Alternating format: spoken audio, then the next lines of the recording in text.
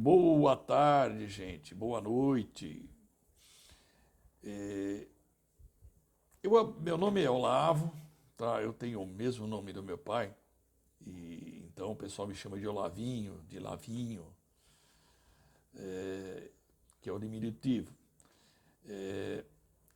Eu abri um perfil no Facebook, né, para falar de política.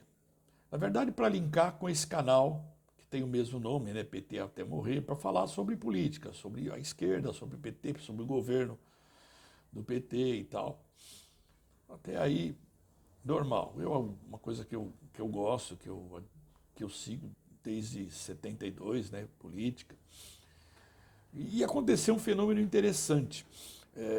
Vários grupos cristão-católicos me convidaram para participar, né, dos seus grupos. Foram 9 ao todo.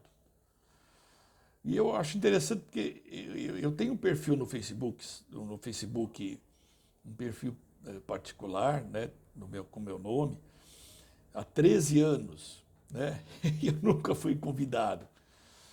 Eu nunca fui convidado por nenhum perfil cristão católico. Sempre quem me convidava, os amigos, ou alguns grupos aí, mas nunca me convidaram. Há 13 anos isso, né? E esse perfil que eu abri agora não tem um mês. Foi no dia 10 de dezembro. Então eu fiquei pensando, eu falei, o que Deus está querendo que eu faça? E aí eu pensei e falei, bom, eu acho que talvez ele queira que eu faça um testemunho, né? Sobre algumas coisas que aconteceram comigo, claro, ligado à política, por isso que eu abri esse canal. Eu falei, só pode ser isso, né? Então, o que eu queria conversar com vocês não tem nada a ver com política. Quer dizer, tem a ver com política, mas não é da política. É sobre justiça divina. Porque eu sempre falo, acreditar em Deus, todo mundo acredita, né? Agora, acreditar na justiça divina que é para que não é para todo mundo, né? O que eu quero dizer, contar a história, é que em 2018, eu vou contar o meu testemunho, quando o Lula foi preso em 2018, foi preso sem provas, pelo um juizinho medíocre, aí todo mundo sabia. Então, ele teve um apoio da Globo, ele teve o apoio do STF, a Globo inventou, condecorou o seu Sérgio Moro, o STF poderia ter tirado o Lula dessa história e não tirou, e, e foi. O pessoal até perguntava para mim na época em que eu ia votar. Perguntava ou perguntar, né? Eu falava, claro, eu vou votar num candidato da esquerda, que não vai poder ser o Lula. Mas eu vou torcer para o Bolsonaro ganhar a eleição. Aí o pessoal falava, você está ficando louco, caramba, você vai votar num e torcer para o outro. Eu falei, porque se o Bolsonaro perder, quem ganhar não vai conseguir governar. Do jeito que os bolsonaristas aí de raiz estão invadindo igreja, invadindo bar, invadindo restaurante, a pressão vai ser muito grande. Então, deixa o Bolsonaro ganhar. Ele não está preparado para isso. E se Deus quiser, ele vai fazer um péssimo governo e nós vamos voltar. Se Deus quiser, é modo de dizer, porque como se eu estivesse torcendo contra. É que estava na cara que ia ser assim, né? Então, foi o que Deus mostrou, né? Muito mais do que eu esperava, né? E eu tinha certeza, infelizmente, que o governo ia ser ruim, mas ele foi bem pior do que eu esperava. Primeiro a grande justiça divina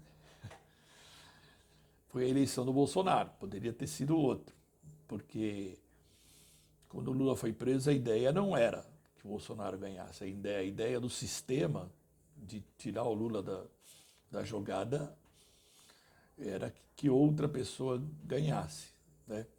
Mas Deus falou, não, pessoal, deixa eu mostrar para eles como é que vai ser. A segundo, eu vou até dizer que é milagre, que aconteceu, foi quando o Lula estava preso, sem a mínima chance de sair, né? E daí foi, na época, acho que morreu o neto dele, alguma coisa assim, e o Papa Francisco, para mim, ele não é só o melhor Papa que já apareceu até agora, ele é uma das melhores pessoas que já apareceram no mundo até agora. Eu admiro muito o Papa Francisco. E ele escreveu uma carta para o Lula, claro, falando sobre a morte do neto dele e tal, e para ele ter fé. E depois, no final da carta, ele falou, reze bastante, porque um dia a verdade vencerá a mentira. Mas o que o Papa sabe do que está acontecendo aqui, que o Lula está preso? O que ele sabe do Sérgio Moro? O que ele sabe? Óbvio, quem falou isso para ele foi Deus. Óbvio que soprou isso para ele no ouvido dele foi Deus. Não tem a mínima dúvida disso. Ele só passou para frente uma informação. Porque 10 dias depois disso, começaram a sair, começar a ser divulgado, né, os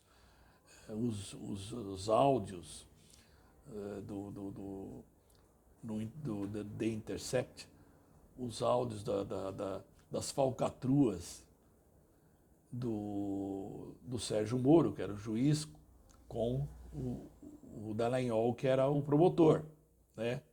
Das coisas que eles aprontavam, com o intuito de condenar o Lula sem prova nenhuma, né?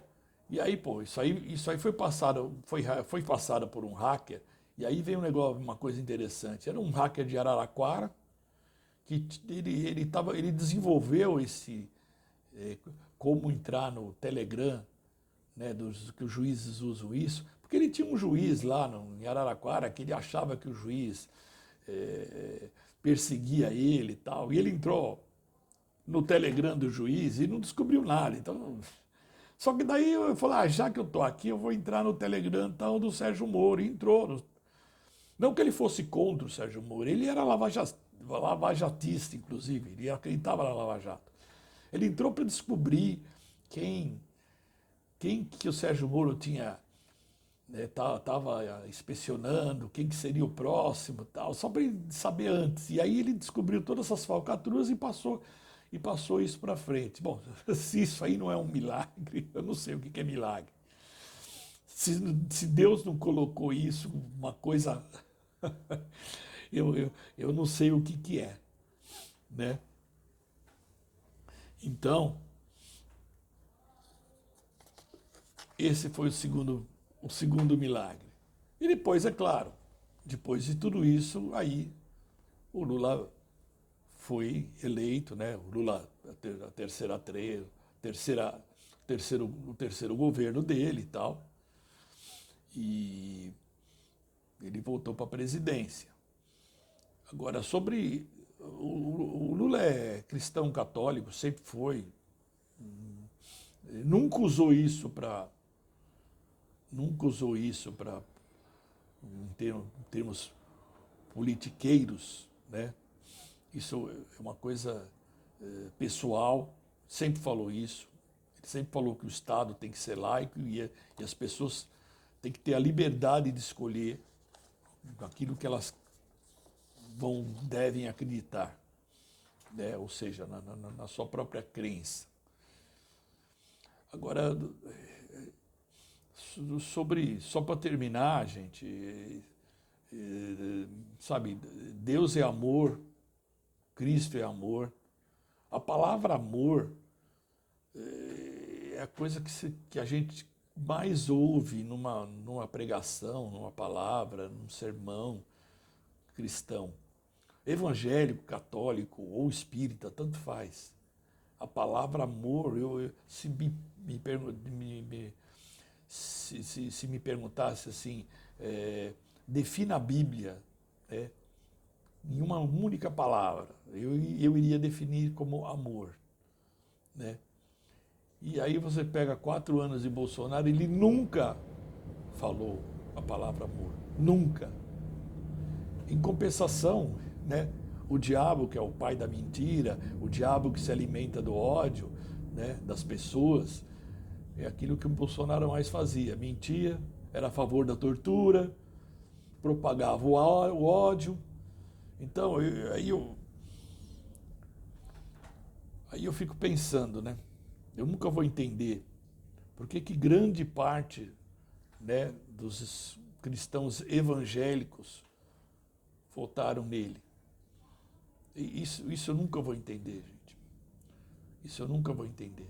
Se você estatisticamente, na eleição de 2018, os evangélicos foi 70-30 para o Bolsonaro. E na eleição de 2022, agora, foi 70-30 de novo. Se você pegar os cristãos católicos, em 2018 foi 51-49 para o Bolsonaro, ou seja, é praticamente empate técnico, né? E agora deu 60-40 pró Lula, porque os caras viram, né? Passaram 4 anos e o povo entendeu. Agora, isso não aconteceu com os evangélicos, o que é uma pena, né? E agora, ainda mais agora, né, aqui em São Paulo, o partido, o PL, né, o partido do Bolsonaro, e eles estão querendo abrir uma CPI contra o padre Júlio Lancelotti. Quer dizer, é um absurdo, é um absurdo, é um absurdo. Um cara que prega exatamente aquilo que eles deviam pregar, principalmente os bolsonaristas evangélicos políticos, né? Ele prega exatamente a palavra de Cristo quando diz que nós temos, quando ele defendia, né, os oprimidos, os fracos e oprimidos, né? Quando o padre Júlio Lancelotti defende os moradores de rua, o que eles são hoje? Eles são os fracos e os oprimidos, caramba. Mas isso vai ser uma outra live que eu vou, live não, um outro vídeo que eu vou fazer somente com essa questão aí, para um próximo vídeo aí. Vamos ver como é que isso vai evoluir. Gente, desculpa tomar o tempo de vocês aí, obrigado para quem assistiu o vídeo e Deus abençoe todo mundo.